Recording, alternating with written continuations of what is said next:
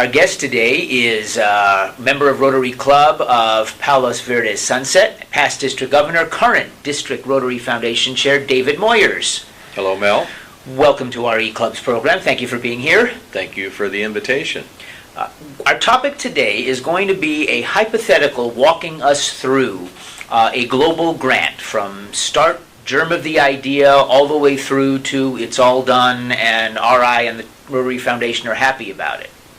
So I'm going to set up with a little more pre-talking than I normally do on our programs, but I want to set up the grant that we have in mind for today. It's a completely mythical grant. Okay. So we're going to pretend that the Rotary Club of Xanadu, a valued member of District 5280, has an idea for a sustainable water project in a tiny village in a very rural area of the nation of the Duchy of Grand Fenwick.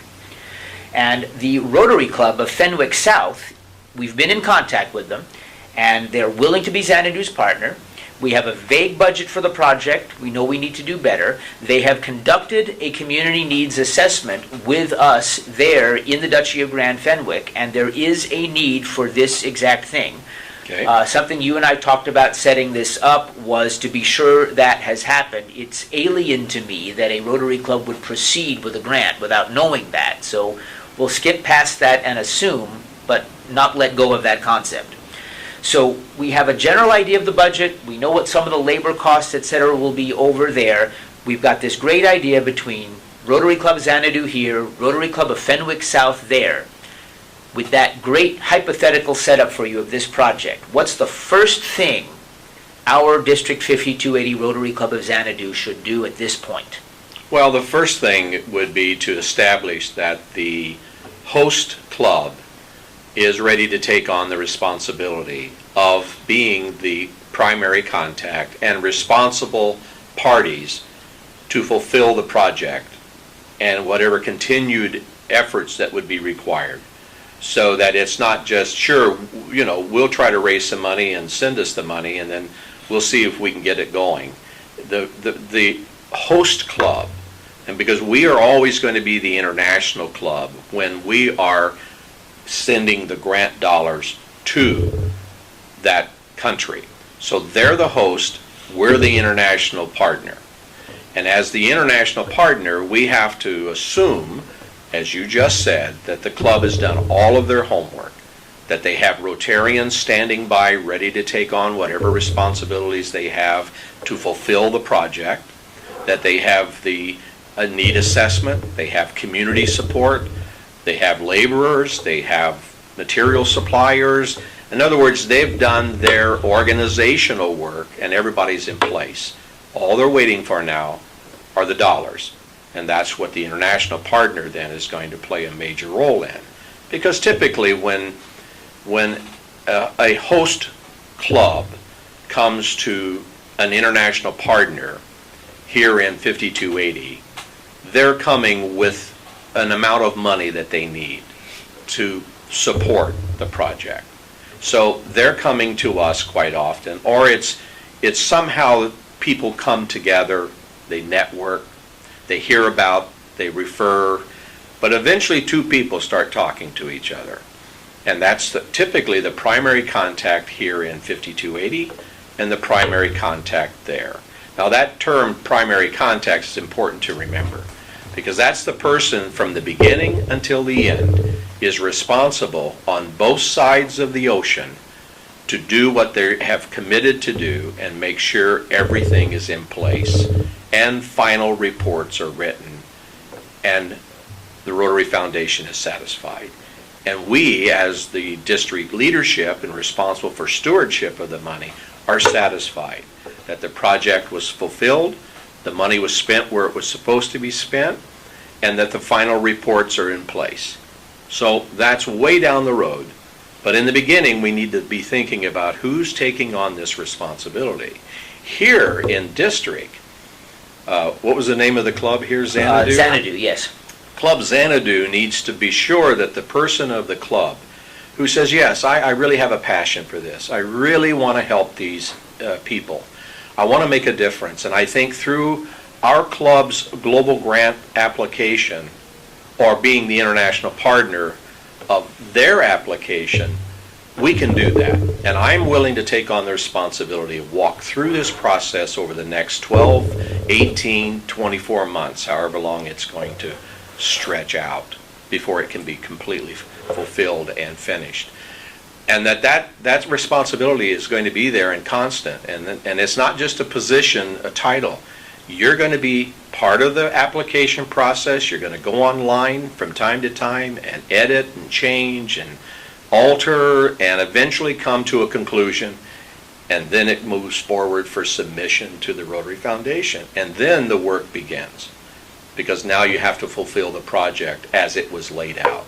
So it should be a person in host country and a person here, Rotarians, who are willing and have the passion and are have the knowledge of how to go online and begin the process through an application. And typically the host country quite often submits the application to the Rotary Foundation. Every now and then, we as the international partner may submit the application. It can be either way. But quite often, because of the awareness of the need and the ability to describe and articulate the need more clearly, unless someone from the international partner here has traveled down there and has done their legwork and their pre-project inspection and whatever, that's probably the local country, the local Rotarians are going to be the better grant writer, if they're capable of doing it. If they're not, then the international partner will write the grant. Is it more typical that that you have a host country that identifies a need and then goes searching for an international partner with, for want of a better phrase, deeper pockets?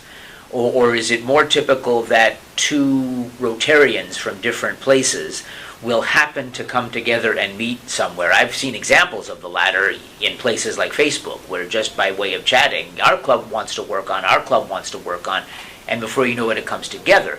That it's still more typical for the host club in a foreign country from District 5280 to have the project in place and then come looking for assistance with funding and support, both emotional and financial. It's quite often both, actually. Now with the social media that's available to everyone, I think more of the latter, Facebook relationships and communication. But prior to that, or at least not at the level that it is today, it was really oftentimes certain countries were always very, very, well, it was their method of soliciting funds. And they would send out emails to people like myself, serving as the DRFC, District Rotary Foundation Chair. We need $30,000. We need $10,000. We need $5,000. Would you please offer the DDF so that we can fulfill our project through that used to be matching grant, now global grant. Oftentimes it's Rotarians who have traveled and been in countries where they saw a need and met a Rotarian. Maybe they seeked to meet a Rotarian. They went out with the purpose of doing that, and they brought back an idea, and then it begins to grow. And before you know it, the communications are back and forth, and yes, let's make a partnership here, and let's put this together. Now, because of the minimum dollar requirement of the global grant, which is $30,000, and the better way to explain that is actually the minimum that you can request from the World Fund is $15,000. The World Fund matches dollar for dollar of the rest of the money coming in. So obviously 15 more has to come from somewhere. And that's the combination of clubs with cash contributions to the specific project and the district designated funds, which is the other half of the dollar that was given 3 years ago. And 50 cents went into the World Fund and 50 cents goes into the district designated fund. And those two pockets hold the original dollar that was donated in 2011-12. To the Rotary Foundation. To the Rotary Foundation's annual fund. That's the only donation that comes back to the district to fund grants, is the annual fund. Now, it used to be called the annual program fund, but they dropped program. We're getting efficient with words. annual fund. And that's something Rotarians should always remember. We've done wonderful things with Polio Plus, and absolutely we have to be and should be proud of everything that we've done. But if we're going to continue with global grants in other areas and needs, then we have to give money to the annual fund. So it's a matter of doing both. And it's something for Rotarians to keep in mind, that supporting any way we can is helpful. Polio Plus is a separate fund. For example, when occasionally the Rotary Foundation sets up a specific fund, for example, after the 2011 earthquake and tsunami in Japan, there was a designated fund for Rotarians who wanted to assist just there. Right. But it is the donations made to the annual fund, which also uses the word SHARE, I think an acronym, when you go through that process. So we gave up one word and we took one back. It's a good thing they don't charge by the letter. The SHARE report, which is what I get and watch it carefully, the SHARE report divides the money into those two pots, those two pockets that we were talking about, World Fund and District Designated Fund. And so I now have the report that will tell me how much money will be available during the next Rotary year, 14-15, that can be used to fund global grants and the variety of district grants, community project grants, vocational scholarships, scholars, global grant scholars, international scholars, etc. So but just remember that that's annual fund donations, and that's what's really important. Now, on the District Designated Fund, the DDF, to remind everyone of the acronym, how does a district, hypothetically, or be specific, if you can, how does the district decide how to allocate the DDF that comes back to it from the Rotary Foundation among global grants and its own community grants? Good question. It's a collaboration. The ultimate responsible person is the District Rotary Foundation chair. He or she is the steward of the money, and is the only one that speaks directly to the Rotary Foundation, is responsible to the Rotary Foundation and the trustees. Not the governor, not the governor-elect, no one else but the DRFC. Well, with that responsibility, then most of us in this position, and it is a 3-year term that we serve, find that very, very, that's oftentimes it reminds us, this isn't our money. This is Rotarians' money that we're spending here. How do we spend it wisely and get the best bang for the buck, in essence? So it's decided based on the DRFC's philosophy and position as to where we feel the better needs can be served. But it's also the district governor that's coming in to the next year, who says these are the programs that I really have a passion for and I really would like to try to emphasize. And so between the DRFC and the district governor-elect now, but to be governor, really comes to a conclusion that, okay, we will allocate, let's just use a rounded number of $400,000. Now let me preface that. We are one of the unique districts in the entire Rotary world that works with those kinds of numbers because of the generosity of the Rotarians in this district. So let's say $400,000 comes to the district as DDF to be used however we want to allocate it. We are restricted that we can never allocate more than 50% of that for district grants.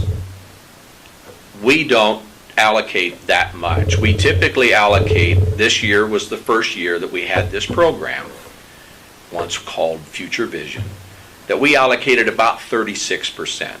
So 36 cents on the dollar went to district grants, and the balance goes to global grants, the global grants of the humanitarian trip, which we try to do every year. We have been funding, it's not a fixed number, but we've been funding 5 international scholars. And then the other grants that come by way of clubs, as we're talking about, the Xanadu Club has decided they want to put a grant together with the host country, host club. And so we have a number of those applications that have nothing to do with a humanitarian trip sponsored through the district. But collectively, we typically will spend a very large percentage of that $400,000 through grant funding, whether it be in local projects or international projects, whether it be scholars, international or vocational scholarships within the district for young people or old people, anybody, any people that aren't college bound but want to trade. That's the kind of programs that are available. So theoretically, $200,000 could be available on either side of that coin, or maybe $120,000 to $150,000 for in-district and the balance for global grants. The money that's set aside for global grants, is there a time frame during which it must be used by the district's clubs, or does it remain available after the Rotary year is over? We never lose it. If we don't spend it, it revolves into the next year. Okay.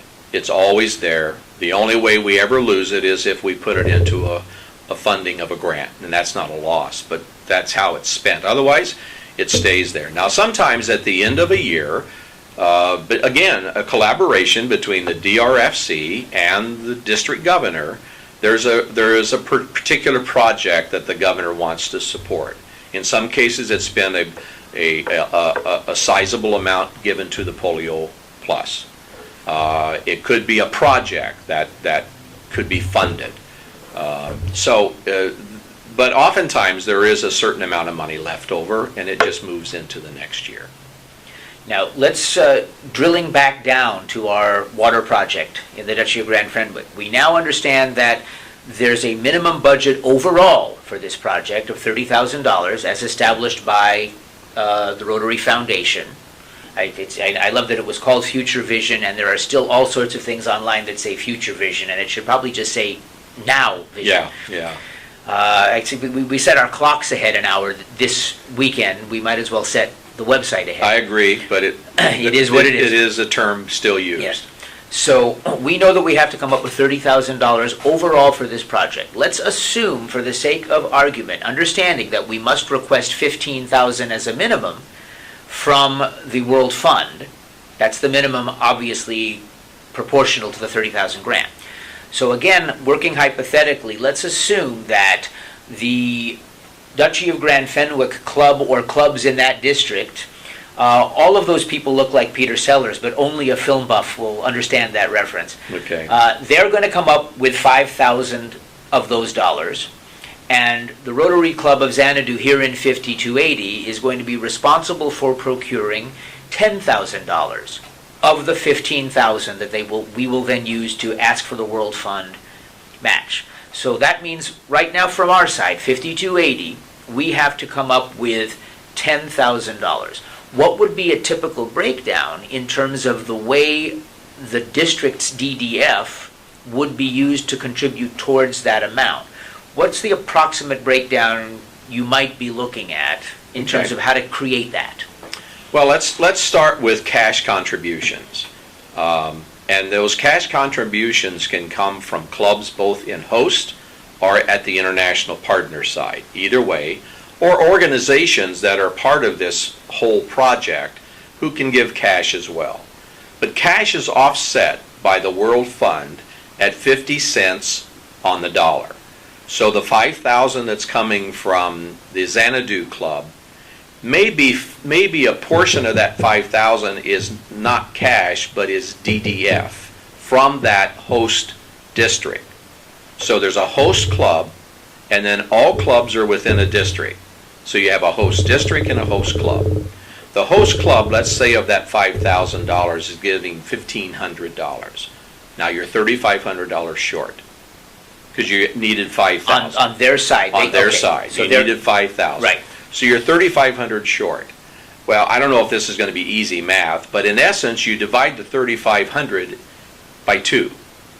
So half of that can be World Fund and half district's designated funds. So you've got $1,500 from the club, and you've got $1,650 or whatever my math comes up with, or no, that would be $1,750. $1,750 in DDF, and then the World Fund gives another $1,750, and if you add those three together, you got your $5,000. Now let's come to District 5280. The club here is going to give $10,000.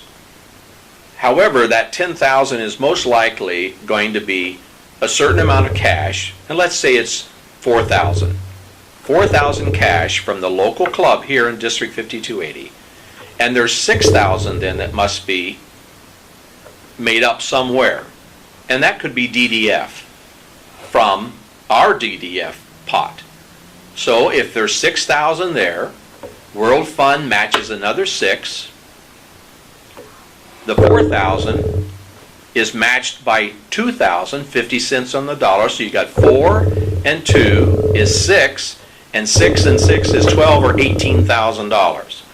That's why when you put this together, you will never be at 30,000. It will always be 32, 34, 36, 37 because the math just makes it that way.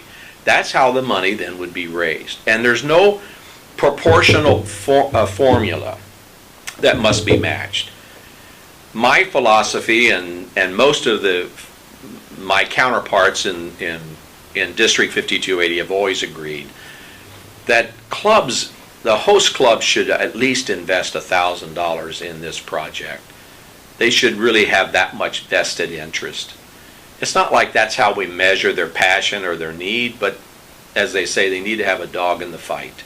Because remember, they're going to be a host partner. They've got to feel the responsibility.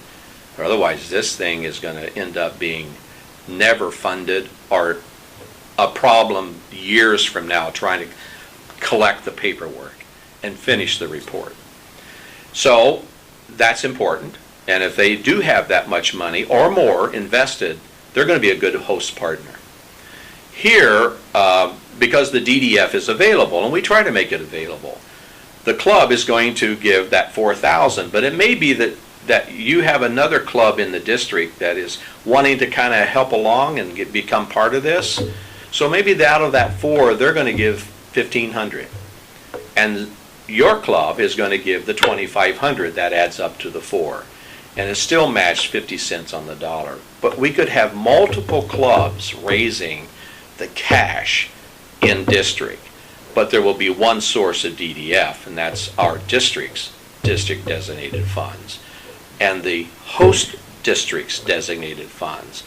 Those are dollar for dollar, and the clubs are 50 cents. If you do the math, you work backwards, you start with a budget of 38, you can easily find out how much money each of those entities really should invest in the project and in the grant.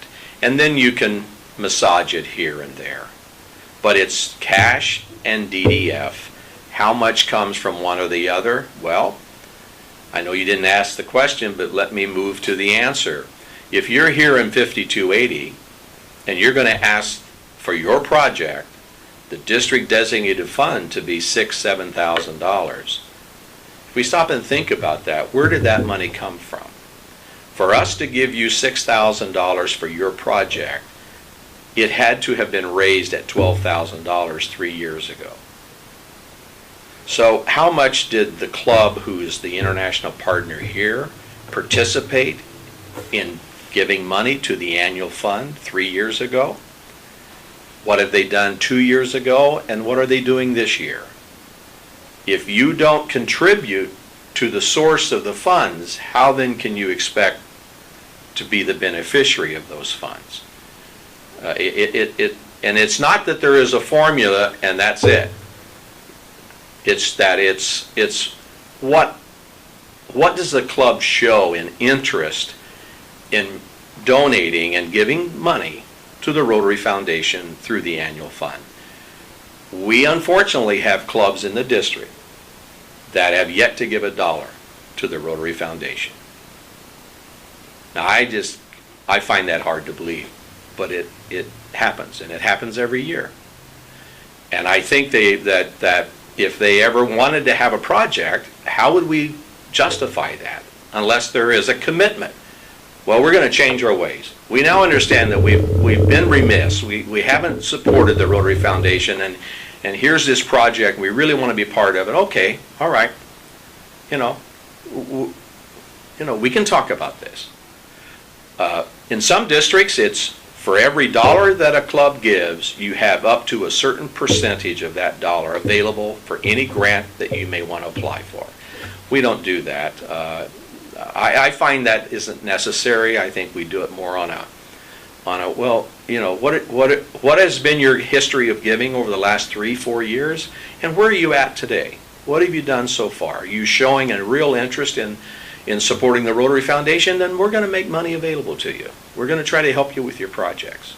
Now, there are not a lot of newly chartered Rotary clubs in District 5280 right now, but under what circumstances could a newer club, which by definition can't yet show a history, but still has what appears to be a meritorious project, under what circumstances could they be able to participate in a global grant?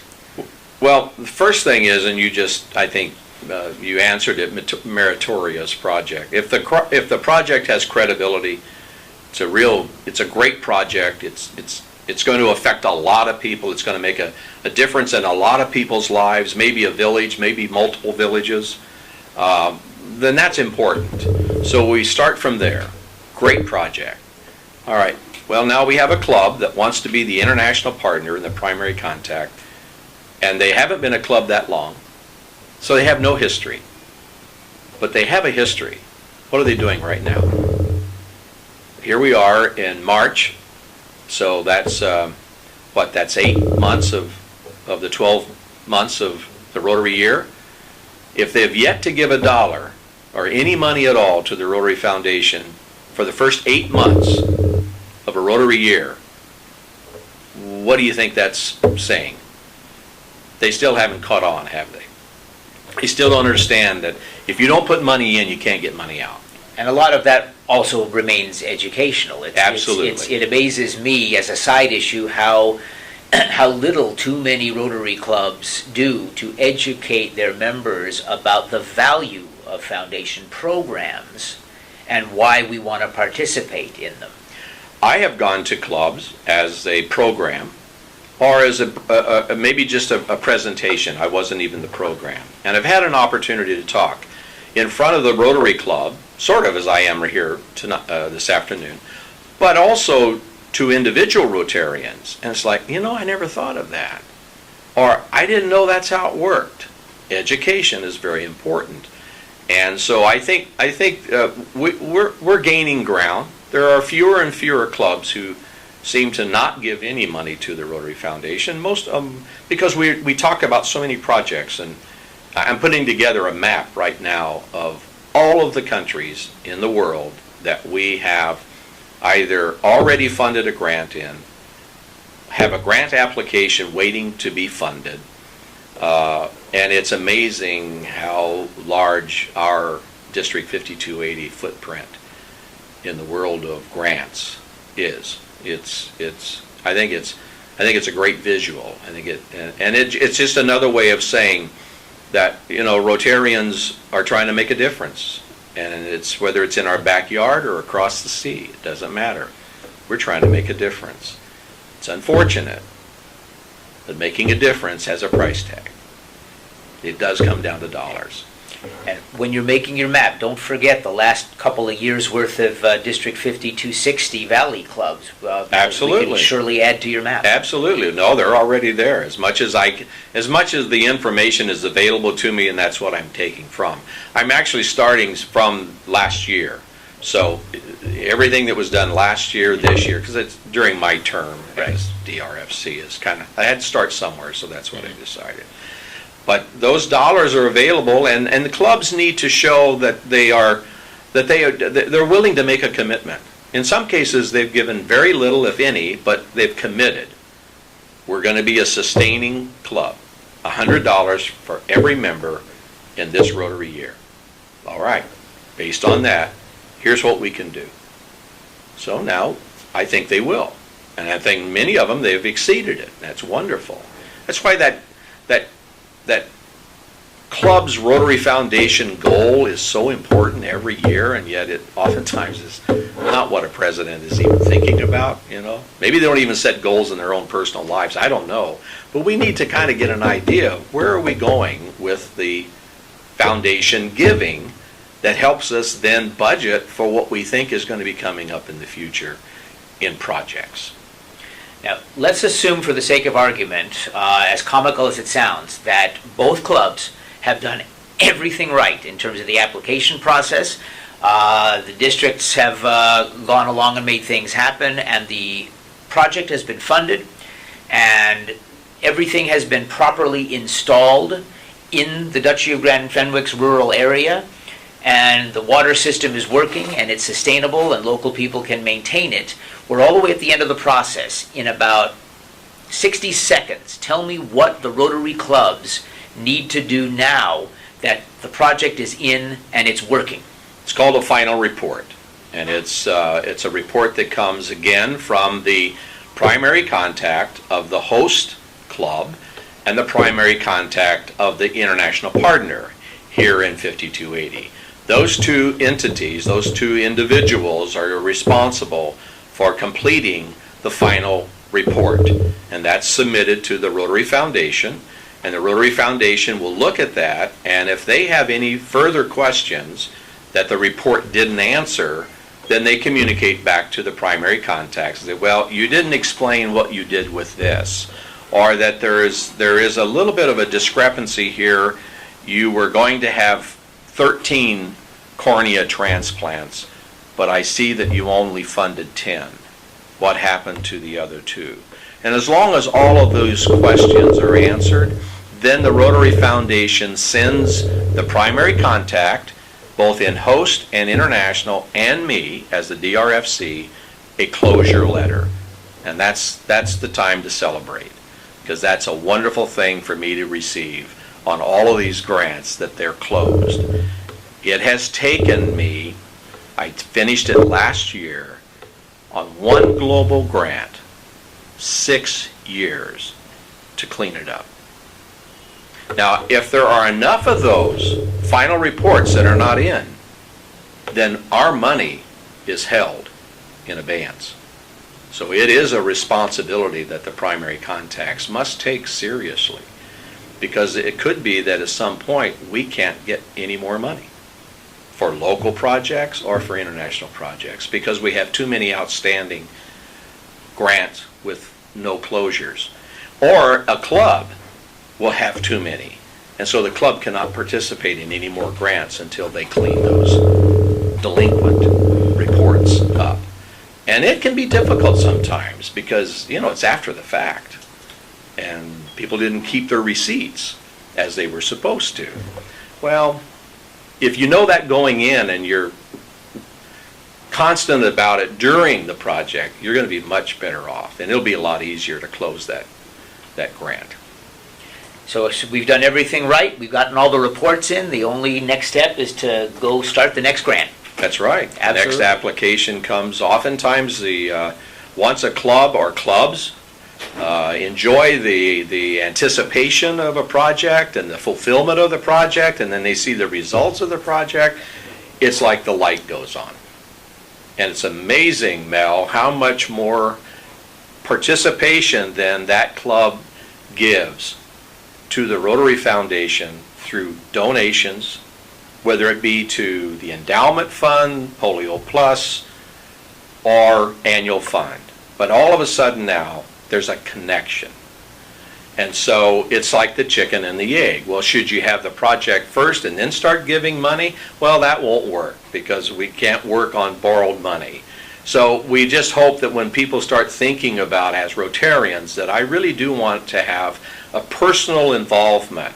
Because a lot of clubs, when they have a global grant, they actually have some members that will go down to the country or go to the country and participate in the project.